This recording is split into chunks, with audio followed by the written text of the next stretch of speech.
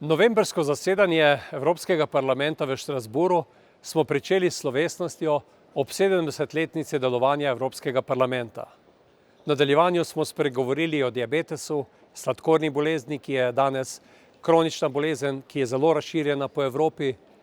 Prav tako smo spregovorili o tem, kako naj vodimo postopke širitve Evropske unije, se pravi sprejetje nove širitvene strategije.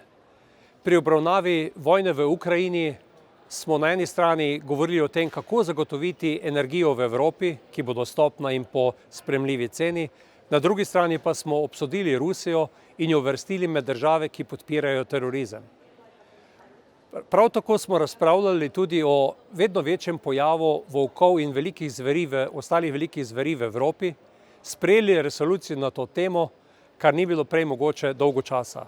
Veseli me, da je ta resen problem sedaj našel svojo obravnavo in tudi predloge, kako ga rešiti v Evropskem parlamentu.